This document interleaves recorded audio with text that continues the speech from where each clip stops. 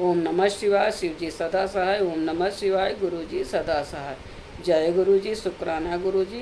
अनंतम अनंतम अनंतम शुक्राना गुरु जी। हर हर महादेव। हर हर महादेव। जय भोलेनाथ बाबा की। जय भोलेनाथ बाबा की। जय गुरुपा की। जय गुरुपा की। जय भोलेनाथ बाबा की। आज मैं वायवीय संहिता का 17वां अध्याय प्रारंभ करने जा रही हूँ। जय भोलेनाथ बाबा की। जय भोलेनाथ बाबा की। आज अब गर्मी होने लगी, थोड़ा जब मंदिर में बैठ नहीं सकती हूँ क्योंकि बाहर सब बच्चे बैठे रहते हैं, आवाज़ आती है, इसलिए मैं अंदर ही अपने इस पे ही कर रही हूँ, बैठ के कमरे में ही। जय भोलेनाथ बाबा। जैसे पुराण पढ़ने में भूल चूक हो कि माफ़ करना भोलेनाथ, माफ़ करना।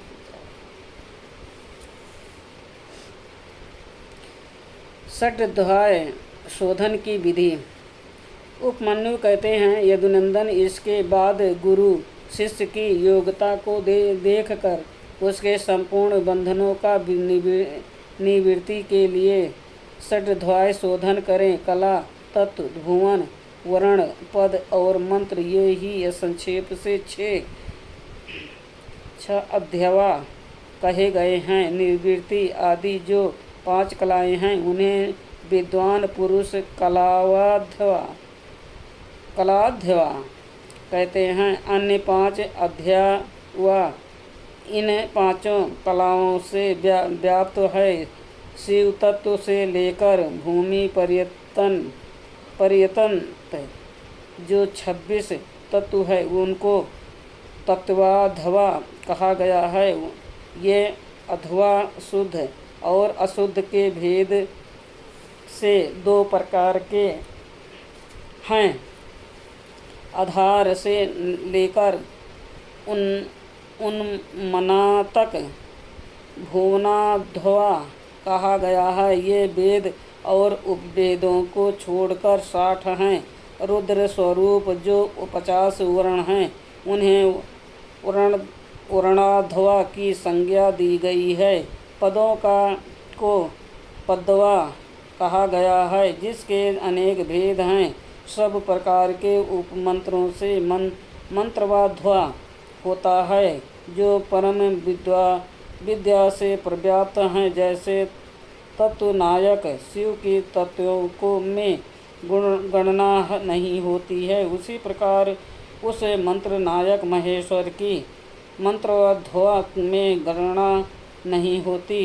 कलाध्वा व्यापक है और अन्य अध्वा व्याप्त है। जो इस बात को ठीक ठीक नहीं जानता है वो अध्व शोधन का अधिकारी नहीं है।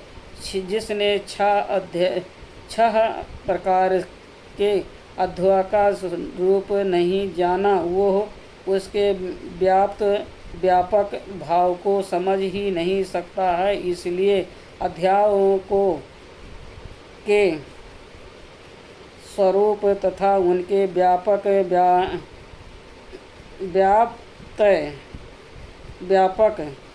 भाव को ठीक ठीक जानकर ही अध्यय शोधन करना चाहिए। पूर्वतः कुंड और मंडल निर्माण का कार्य वहाँ करके पूर्व दिशा में 2 हाथ लंबा चौड़ा कलश मंडल बनवाएं। तत्पश्चात शिवाचार्य शिष्य सहित स्नान और नित्य कर्म करके मंडल में प्रविष्ट हो पहले की ही भांति शिव जी की पूजा करे। फिर वो वहाँ लगभग 4 सेर चावल से तैयार की गई खीर में से आधा प्रभु को नैवेद्य लगा दे और शेष खीर को होम के लिए रख दें।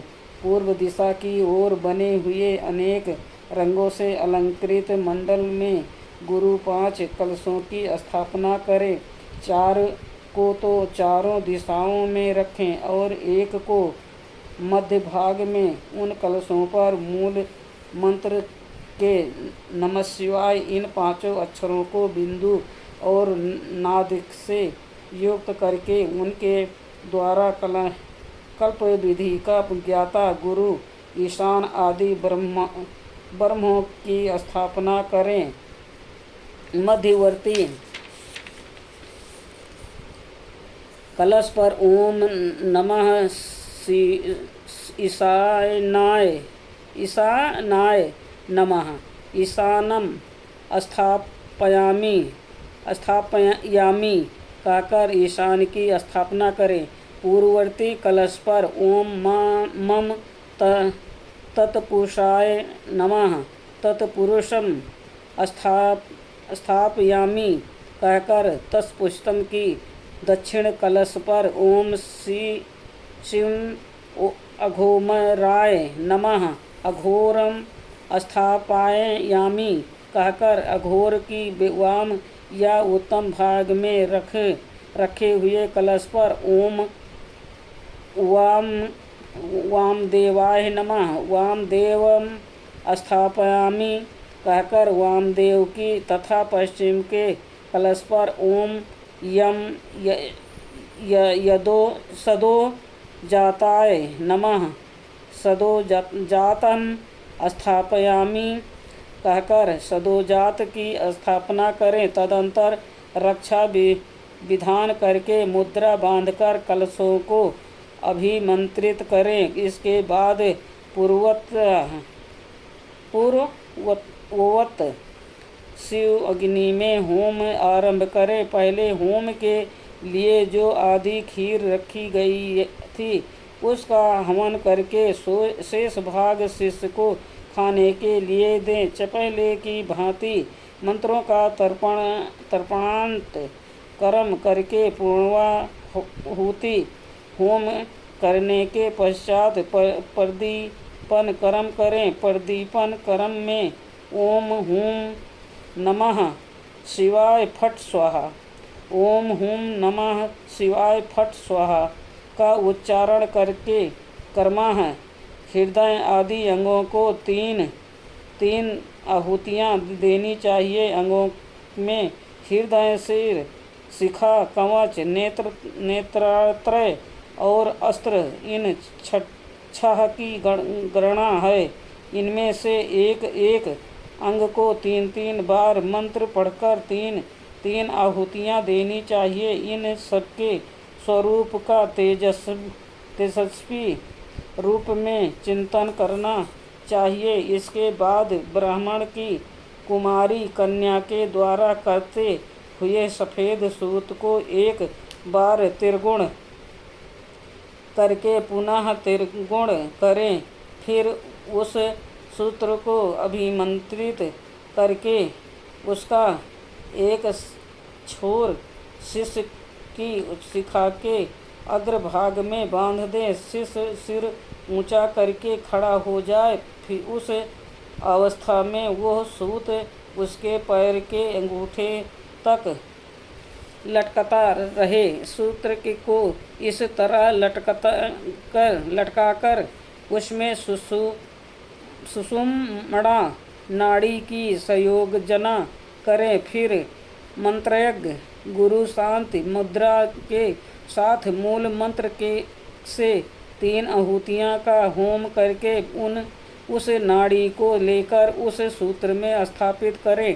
फिर पूर्वतः फूल फेंक कर शिष्य के ऊपर में ताड़न करें और उससे चैतन्य को लेकर 12 आहुतियों के पश्चात शिव को निवेदित कर उसे लटकते हुए सूत्र को एक सूत से जोड़ें और हुम फट मंत्र से रक्षा करके उस सूत को शिष्य के शरीर में लपेट दें। फिर ये भावना करें कि शिष्य का शरीर मूल त्रायमय पास है। भोग और भोगयत्व ही इसका लक्षण है।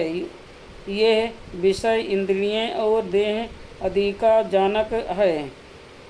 तदंतर संत्यतिता आदि 5 कलाओं को जो आकाशादि तत्वरूपणी है उस सूत्र में उनके नाम लेकर जोड़ना चाहिए। व्योम रूपिणी संतातीयेतीत कलाम योजयामि। वायुरूपिणी शांति कलाम योजयामि। तेजोरूपिणीं विद्या कलाम योजयामि। जलरूपिणी प्रतिष्ठान कलाम योजयामि। पृथ्वी रूपिणी निर्वृत्ति कलाम योजयामि इति। इस तरह इन कलाओं का योजन करके उसके नाम के अंत में नमः जोड़कर इसकी पूजा करें। यथा शांत तत्यातीत कलायं नमः, शांति कलायं नमः इत्यादि। अथवा आकाशादि के बीजभूत हम यम रम यम लम मंत्रों द्वारा या पंचाक्षर के 5 अक्षरों में नाद बिंदु का योग करके बीज रूप हुए हैं। उन मंत्राक्षरों द्वारा कर्मांशा पूर्वक कार्य करके तत्व आदि में मलादि पाशों की व्याप्ति का चिंतन करें। इसी तरह मलादि पाशों में भी कलाओं की व्याप्ति देखें। फिर आहुति करके उन कलाओं को संदीप्त करें। तदंतर शिष्य के मस्तक पर पुष्प से ताड़न करके उसके शरीर में लिपटे हुए सूत्र को मूल मंत्र के उच्चारण पूर्वक शांतितीत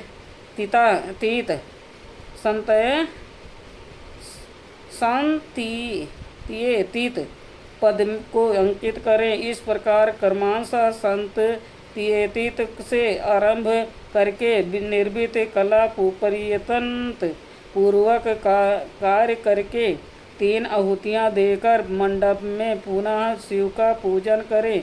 इसके बाद देवता के दक्षिण भाग में शिष्य को कुश युक्त आसन पर मंडप में उत्तराभिमुख बिठाकर गुरु होमा वशिष्ठ चारु उसे दे। गुरु के दिए हुए उस चरु को शिष्य आदरपूर्वक ग्रहण करके शिष्य का नाम लें, उसे खा जाएं।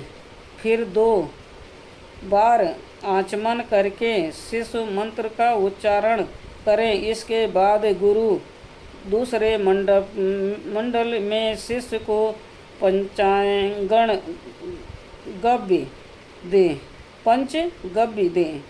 शिष्य भी अपनी शक्ति के अनुसार उसे पी कर 2 बार आचमन करके शिव का स्मरण करें। इसके बाद गुरु शिष्य को मंडल में पूर्वतः बिठाकर उसे सशस्त्रोत लक्षण से युक्त दंडवतः दे। शिष्य पूर्व या उत्तर की ओर मुंह करके बैठे और मौन हो उस दांतों के कोमल अग्रभाग द्वारा अपने दांतों की शुद्धि करें। फिर उस दांतों को धोकर फिर फेंक दें और कुल्ला करके हाथ धोकर शिव का स्मरण करें। फिर गुरु की आज्ञा पाकर शिष्य हाथ जोड़े हुए शिष्य मंडल में प्रवेश करें। उसे फेंके हुए दांतों को यदि गुरु ने पूर्व, उत्तर या पश्चिम दिशा में अपने सामने देख लिया तब तो मंगल है, अन्यथा अन्य दिशाओं में देखने पर अमंगल होता है।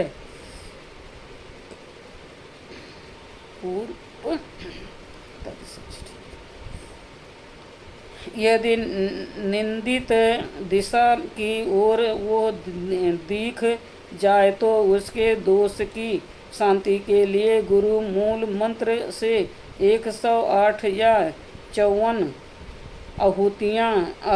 आहुतियों का होम करें। तत्पश्चात शिष्य का स्पर्श करके उसके कान में शिव का नाम जप करके महादेव जी के दक्षिण भाग में शिष्य को बिठाएं। वहाँ नूतन वस्त्र पर बिछे हुए कुश के अभिमंत्रित आसन पर पवित्र हुआ शिष्य मन ही मन शिव का ध्यान करते हुए पूर्व की ओर सिरहाना करके रात में सोए। शिखा में सूत बांधे हुए उस शिष्य की शिखा को शिखा से ही बांधकर गुरु नूतन वस्त्र द्वारा हुंकार उच्चारण करके उसे ढक दें। फिर शिष्य के चारों ओर भस्म तिल और सरसों से 3 रेखा खींचकर फट मंत्र का जाप करके रेखा के ब्रह्मभोग में दिक्पालों के लिए बलि दें। शिष्य भी उपवास पूर्वक वहाँ रात में सोया रहें और सवेरा होने पर उठकर अपने देखे हुए स्वप्न की बातें गुरु को बताएं। आज का वायव्य संहिता का 17वां अध्याय संपूर्ण हुआ।